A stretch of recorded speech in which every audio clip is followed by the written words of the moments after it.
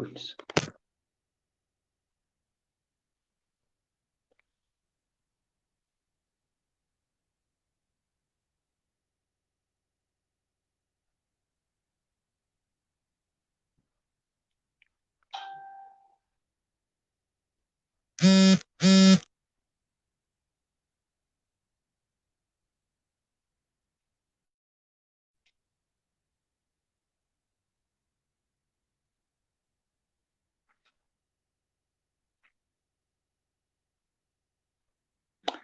Boa noite, meus amigos, minhas amigas, meus irmãos, minhas irmãs. Estamos começando novamente uma palestra, uma conversa cordial sobre o Evangelho, sobre os ensinamentos cristãos para cada um de nós.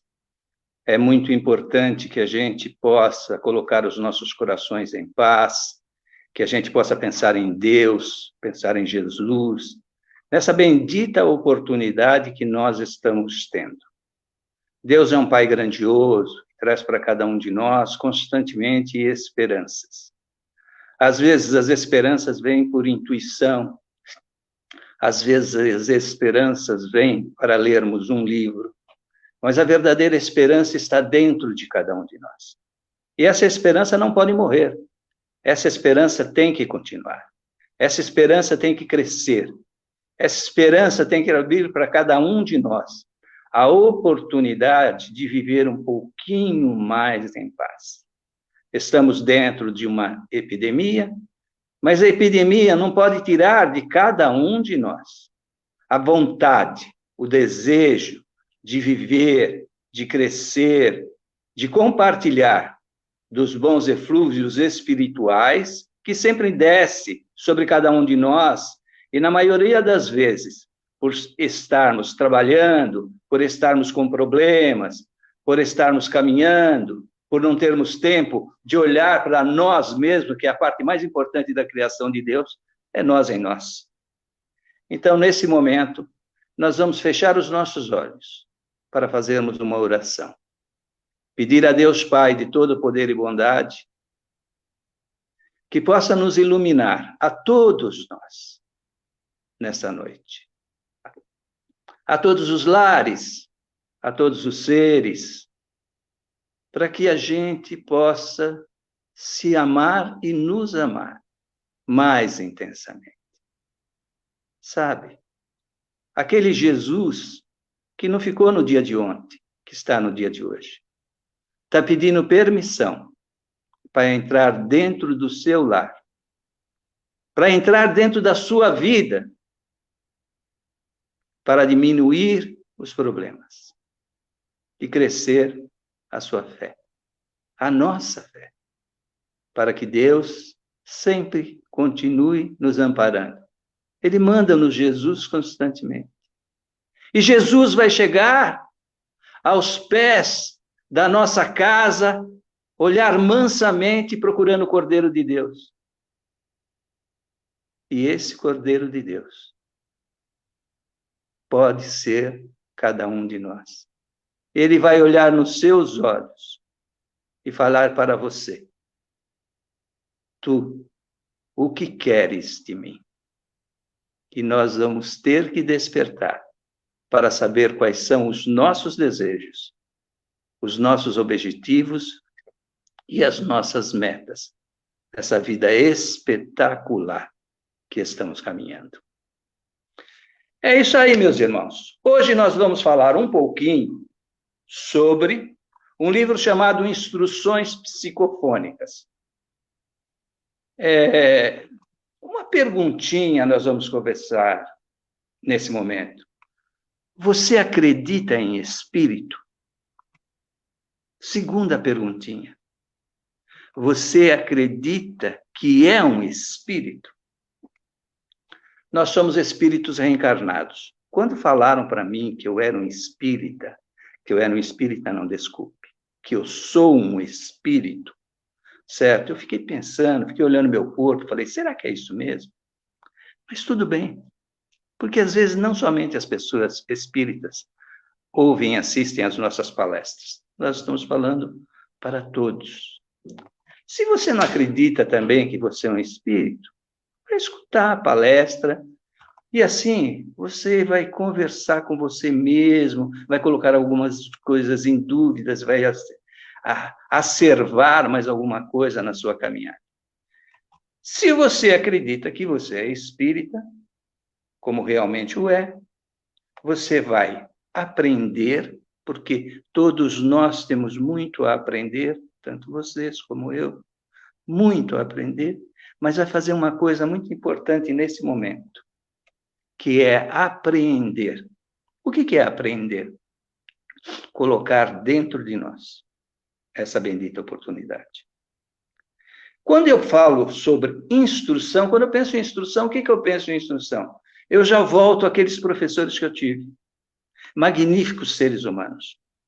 Magníficas pessoas que me trouxeram o conhecimento que eles tinham condições de me passar para me passar.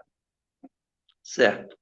Mas eu também penso no Evangelho segundo o Espiritismo, que está em seu capítulo 6º, o Cristo Consolador. O Evangelho foi tirado, como todos os livros da codificação, do primeiro livro, Livro dos Espíritos, das leis morais.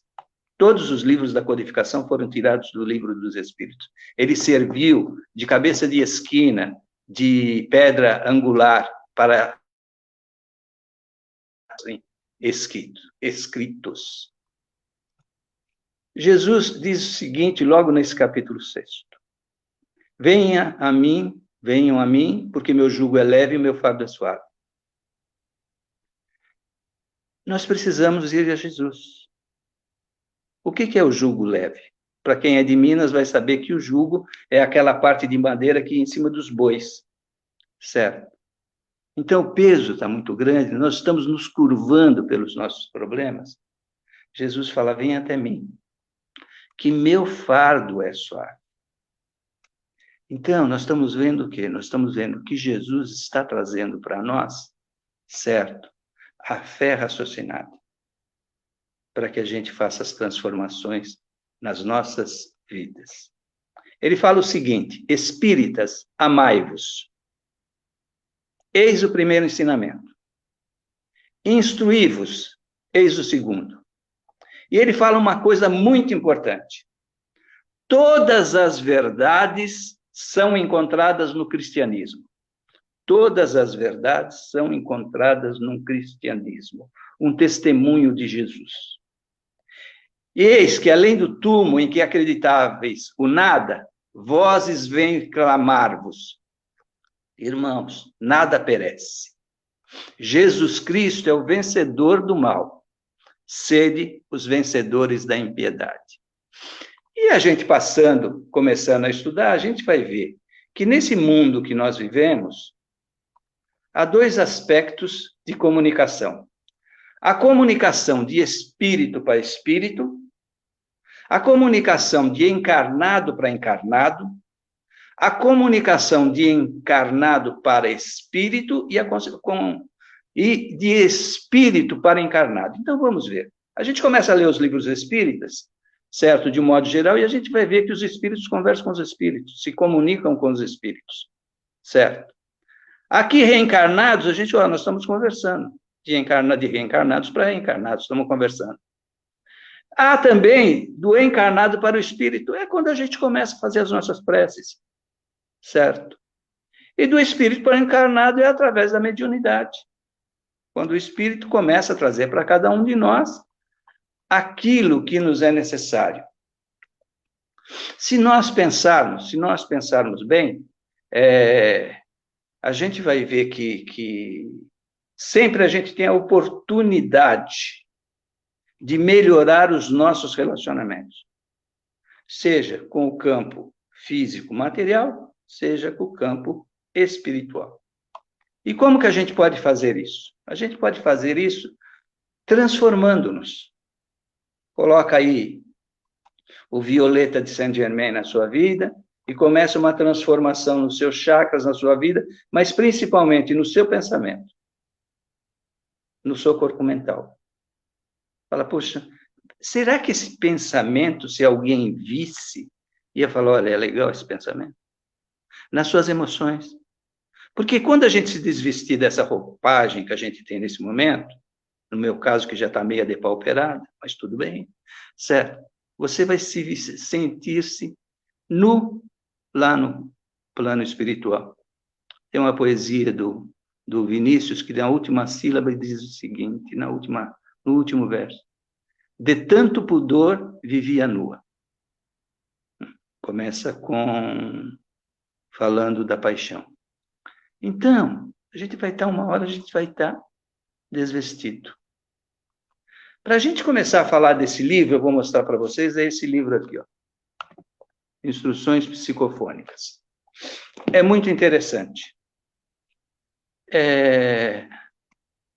Normalmente, quando se começa, a gente vai ler os livros espíritas e a gente começa a olhar lá a capa do livro espírita, está falando quem é o autor espiritual, quem é que está psicografando, certo? Esse livro é um pouquinho diferente, porque ele não traz o renome dos instrutores desencarnados.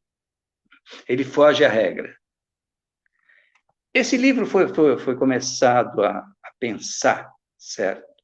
Quando um grupo de espíritas amigos que estavam junto com o Francisco Cândido Xavier, eles viram que no centro que eles estavam começou um volume crescente, muito grande, de obsessão, de espíritos obsidiados. Que esses espíritos procuravam incessantemente as reuniões públicas do Centro Espírita Luiz Gonzaga. Eles tinham reunião de segunda e sexta-feira. A multiplicidade dos problemas, triste, porque eles acabavam sentindo, porque era um grupo muito especial de trabalhadores, eles acabaram sentindo as angústias do plano espiritual que não tinha com quem se manifestar. Então, eles sentiam aqueles que vinham se tratar, com todo tipo de problema. Que as moléstias mentais mais diversas eles vinham se tratar, procurar tratamento no centro espírita. Possessão, quando às vezes a pessoa, até o encarnado, perdia as suas noções e sofria muito, certo? Fascinação, quando espíritos que estavam fascinados se aproximavam de outros, vivendo encarnados, vivendo uma espécie de simbiose. Histeria, que o Freud disse que era uma categoria só aplicada às mulheres. Desequilíbrio, loucura. Um outro espírito disse que se a gente entrasse num nosocômio, veria que a maioria das loucuras tem cunho espiritual. Certo? Então, eles estavam gritando o quê? Gritando socorro. Gritando socorro, para alguém socorrer. E o Chico, por várias vezes, falou para o pessoal, ele tinha um desejo de montar um grupo separado daquele grupo que eles tinham, separado de funções, não de obrigações que eles já tinham.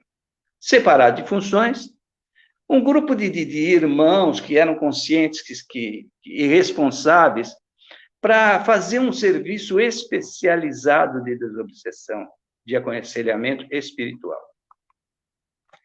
E aí começa, vai, não vai, você sabe como é centro espírita, vamos começar, não vamos começar, vamos começar, não vamos começar. E começaram as perguntas, certo?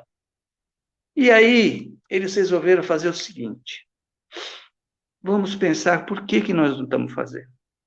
E eles viram que antigamente no Centro Espírita Luiz Gonzaga, que funcionava em Pedro Leopoldo, até 1939, o José Xavier tinha um serviço, um trabalho desse dentro do centro. Mas o José Xavier morreu. E o centro, porque ele desencarnou, o trabalho ficou parado. E aí ninguém acompanhou. Agora, foi em 1939 que parou isso. E eles estão conversando em 1952. Agora, passaram-se 13 anos. E o plano espiritual não atendeu esse pessoal? Aí nós voltamos lá em cima, no começo da nossa palestra de hoje. Espírito tratando espírito. Encarnado, rezando por espírito. Nós passamos, nesse período, nós passamos um terrível problema de desencarnes coletivos por causa da Segunda Guerra Mundial. Mas ficaram 13 anos parados. E aí o Chico fala com os amigos dele, meus amigos, não seria justo a gente reatar esse serviço especializado de assistência aos alienados mentais que foi interrompido? Vamos fazer um pronto-socorro mediúnico para prestação de serviço aos necessitados. Em 1952, eles resolveram fazer isso. Eles fizeram o quê? Pegaram o pessoal que estava trabalhando no centro, chegaram e falaram, bom, quem pode? Porque isso é um serviço de responsabilidade. Quem pode? Certo? Participar de um grupo para a gente fazer um serviço de desobsessão. E sabe por que esse grupo é tão especial? Porque os médiuns desse grupo são preparados durante a semana. Eles iam se reunir às quintas-feiras, exatamente às 8 horas da noite, às 20 horas.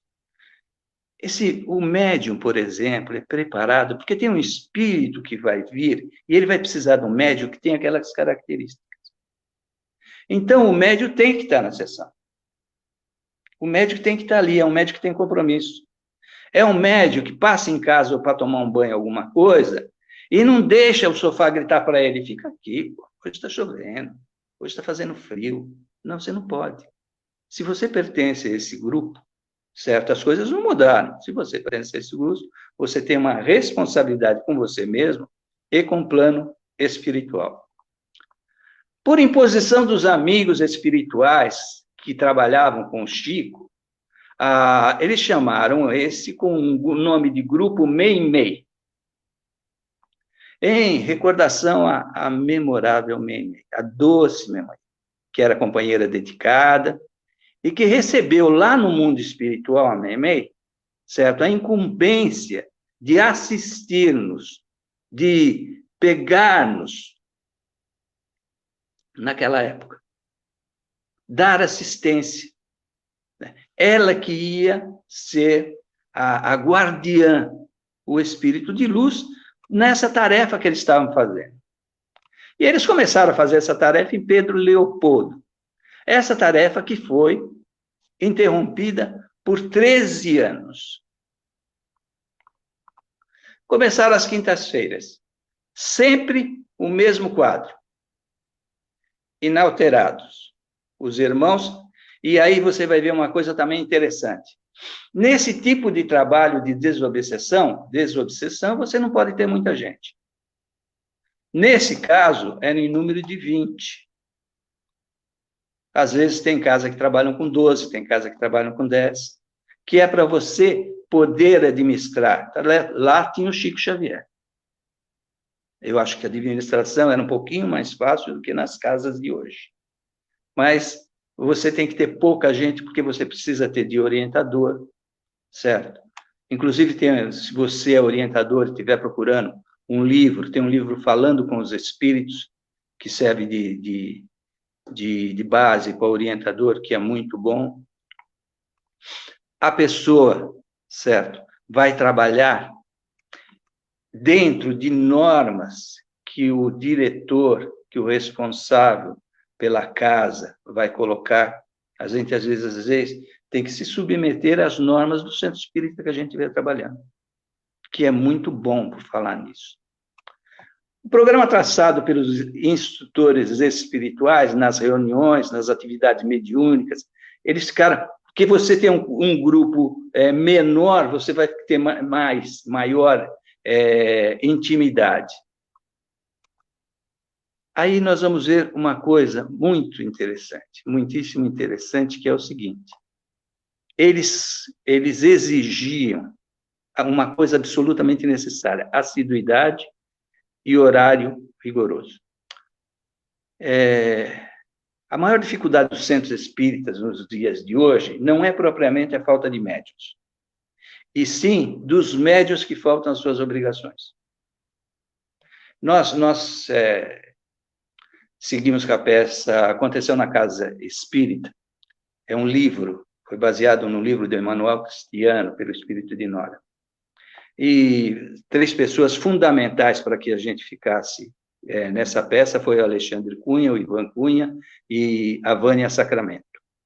Um grupo de 40 pessoas para ficar 11 anos em atividade é uma conquista muito grande. E, como tinha muitos pedidos, às vezes a Vânia, marcava para o próximo ano. E como era costume, uma semana, 10 dias antes da nossa apresentação, ligava para o pessoal para confirmar a apresentação, para a gente fazer as nossas apresentações, e a pessoa falava, olha, o centro fechou.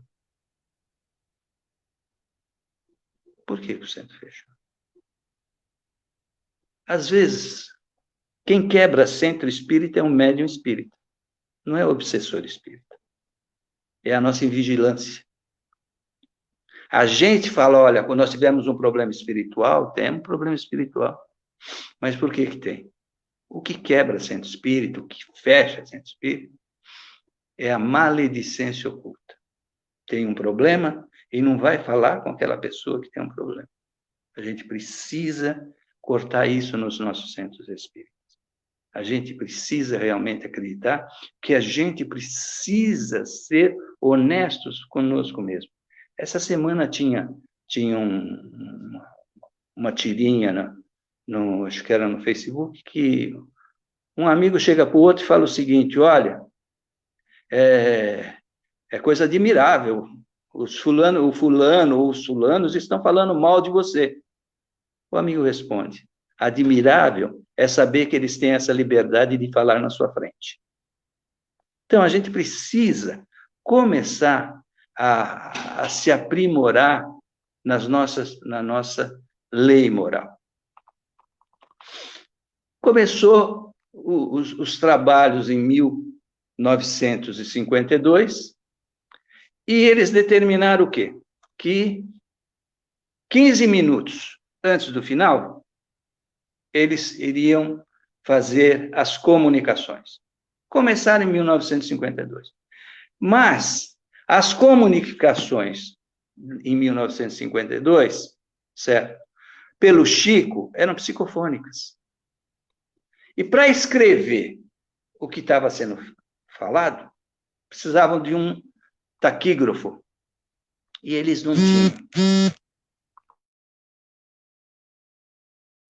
Eles começaram a ver que eles precisavam mudar. Em 1954, vai visitar o Chico o professor Carlos Torres Pastorinho, famoso, espírita famoso. E esse Carlos resolve fazer o quê? Eles estavam contando e ele recebeu aquilo, certo? Por acaso, de ir naquele dia para fazer essa visita, participar da sessão, e falou o seguinte, eu vou emprestar para vocês uma gravadora. E eles fazem um comunicado, aqui eles fazem no livro um comunicado, que eles perderam mais de 2 anos de comunicações. Mas aí eles começaram a gravar as comunicações. Esse é o primeiro livro psicofônico que foi passado pelo Chico Xavier. E ele traz, certo, várias mensagens. A 4ª mensagem desse livro foi passada pelo Xavier, o José Xavier, que parou de fazer comunicação em 1939. A 4ª mensagem. Então, nós vamos vendo que a comunicação espiritual, já que numa palestra anterior do Alexandre, ele diz o seguinte, que os espíritos influem em nossa vida, como diz o livro dos Espíritos, que foi muito interessante. Procurem no YouTube, certo? Já que nós estamos, alguém teve uma ideia. Vamos organizar um livro com as presentes comunicações faladas, que foi o primeiro livro obtido através das faculdades psicofônicas do Médio Xavier. Então, esse livro foi o conjunto de escritos, de psicografia, de psicofonias, que eles conseguiram reunir para montar esse livro. Mas como começou isso, né? O Chico estava passeando em Belo Horizonte. E aí ele encontra o Arnaldo Rocha. Vocês vão me perguntar, quem que é o Arnaldo Rocha? Ele encontra o Arnaldo Rocha, que era marido da Meimei. E ele fala para o Arnaldo o seguinte: olha, a Meimei esteve falando comigo essa noite, mandou um abraço para você. Diz que você precisa trabalhar. O Arnaldo se assustou assim e falou o seguinte: eu vou trabalhar com você. Quem é Meimei, né? A Meimei nasceu em 22 de outubro de 22 e morreu em 46, morreu com 24 anos. O nome dela é Irma de Castro Rocha. E aí nós fazemos uma pergunta: por que as coisas vão se encaixando tão direitinho assim no mundo espírita? Certo? Nós vamos ver que as coisas se encaixam no seu devido tempo. E aí a gente fica com uma grande pergunta para cada um de nós. Quem foi nosso grande instrutor? A pergunta é errada essa. Quem é nosso grande instrutor? O Cristo Consolador. O Cristo Consolador que vai trazer para a gente e trouxe todas as preciosidades respeitadas, inclusive no mundo literário, do Sermão do Monte. O Sermão do Monte é para cada um de nós o exemplo vivo de que tem que haver reencarnação. E que a reencarnação tem que ser colocada em nossas vidas com naturalidade. Voltamos no capítulo 6. Amai-vos e instruí-vos. Não sei o que a gente acha mais difícil, que é amai-vos ao seu semelhante ou instruí-vos. Nós precisamos ter a consciência de que a gente precisa se amar. Jesus disse: ama o teu próximo, ama a Deus sobre todas as coisas e ao teu próximo como a ti mesmo. Vou fazer uma perguntinha. Você se ama? Você se sente magoada? Você está triste? Você está carregando uma dúvida no seu coração? Você está melancólica? Você não está sabendo para onde ir? As suas dores são muitas? Vamos conversar com Deus. Vamos conversar com Jesus. Vamos fazer das nossas vidas melhores. Vamos fazer com que esse amor de Jesus entre nos nossos corações hoje. Não é amanhã, não é depois. Eu tenho que mudar. Jesus está pedindo o quê? Uma transformação do meu coração. E eu não quero deixar isso para amanhã. Eu não quero deixar isso para depois também. Hoje é o dia. Por que hoje é o dia? Porque hoje se chama presente. E é o presente de Deus presente em nossas vidas. Vamos, às vezes, silenciar e permitir que Deus converse conosco. Você fala: Deus não me ouve, mas eu não fico em silêncio, eu só fico gritando. A hora que eu chegar e falar: espera um pouquinho, eu preciso ouvir o que Deus está respondendo para mim.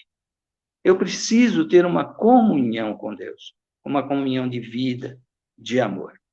Então, meu amigo, minha amiga, meu irmão, minha irmã, o dia de ser feliz é hoje. Aproveite muito, porque você merece. E vamos para as nossas preces de encerramento, porque o nosso horário venceu. Nós vamos fechar novamente os nossos olhos.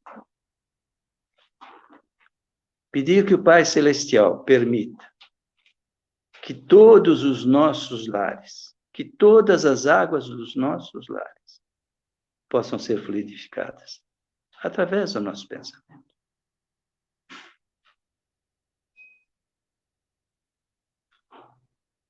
Que todos os medicamentos que estivermos tomando, por um acréscimo de misericórdia, possam ser potencializados. E assim, Jesus, nós, que tanto temos recebido, que possamos, Senhor, agradecer, vibrando, Senhor, por todos os dirigentes de nações, por todas as nações que estão em guerra.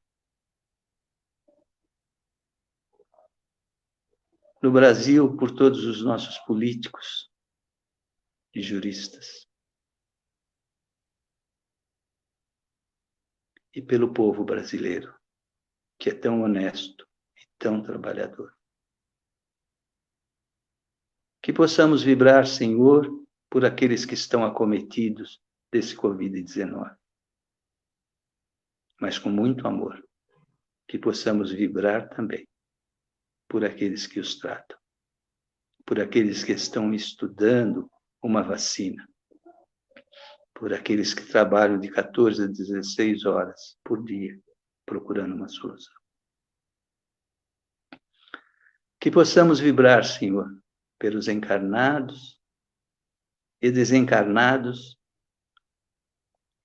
que estão, Senhor, em crise emocional, ou de depressão, ou de angústia. Um pelo passado, outro pelo futuro. Chamada ansiedade. Que possamos vibrar, Senhor, por algum caso difícil que cada um de nós conheça. E que a gente possa fazer, Senhor, também uma vibração para que o plano espiritual e Jesus a utilize onde houver maior necessidade. E assim, Jesus, nós vamos nos unindo nesse momento para as nossas preces finais, pedindo a Deus Pai de todo poder e bondade, a Jesus, amigo, companheiro, mestre,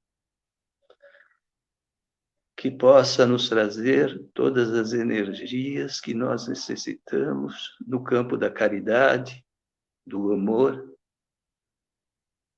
e da vida. Sejamos, Senhor, as ovelhas que doam suas lãs àqueles necessitados, sem pedir nada em troca. Sejamos, Senhor, os instrumentos da vossa paz, sendo pacíficos e pacificadores.